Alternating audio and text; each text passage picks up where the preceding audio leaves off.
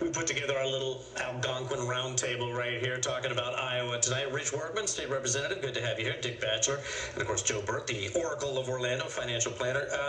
Dick, I want to ask you, in the last 3 weeks, we've seen 3 different front runners there in Iowa. Somebody finishes 5th, 6th, even a distant 9th in this. Given the fact that it's anybody's race, does anybody even consider dropping out?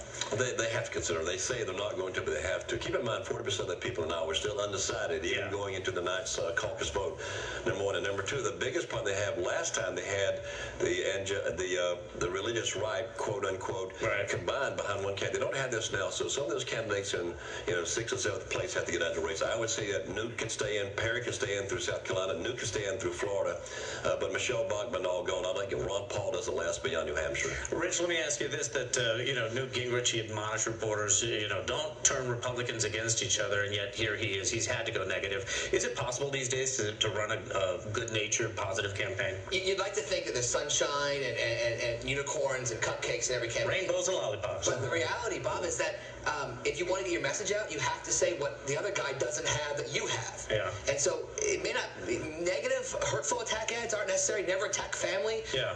Somebody's spiritual beliefs. Don't go after my mother. Right. Yeah, Leave the wife and kids alone. But I got to tell you, if they have a record, it has to be exposed. And Newt was a little bit naive to think that he wasn't going to have to do that. And he's taken the hit because he got all the negative ads, and he did none on his own. That naivete was rehearsed. Newt Gingrich, he actually defined negative advertising, so it's really kind of funny now to see him push back away from it. Joe, let me talk to you, because this is your area of expertise here, talking about finances, and their main goal, obviously, is to beat Obama. But if the Dow continues to be up over 12,000, unemployment stays relatively, around 8 or so, got to come down. But if the slow and steady rise in the economy, they're predicting about 2.5.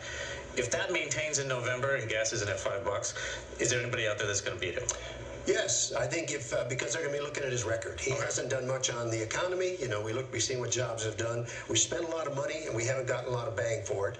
We've got a lot of regulations coming down the pike that I'm concerned about. His reluctance to come through with the Keystone Pipeline and dragging his feet on that politically. I think his record will be an issue. Is there anybody out there? What are you looking for in terms of a surprise? Now, remember Howard Dean was supposed to win, came in 3rd, and had the scream fest. Are we looking for any of Michelle Bachmann screaming at some point tomorrow? No, I don't see anything. I think the thing that Republicans are probably concerned about is a third-party candidacy, and I think this is where Ron Paul comes into play.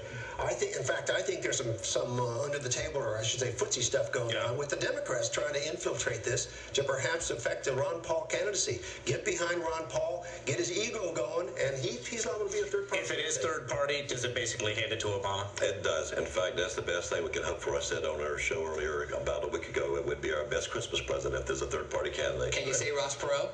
Yeah, exactly. It will happen. I think the biggest surprise is the no surprise that Romney does very well. I think everyone is expecting him not to do well. I think he will do well, and that'll be the surprise. Or about 20 to 25%. Real quick, who's got the most money and the least chance to win? Is that going to be Rick Perry? Rick Perry spent a heck of a lot of money. The problem is, though, keep in mind the third part of the super PACs, they've had such an influence on this campaign. They've spent several $1 million against Newt Gingrich. They want to identify with Mitt Romney. So these super PACs, watch for them to control the outcome of the next election.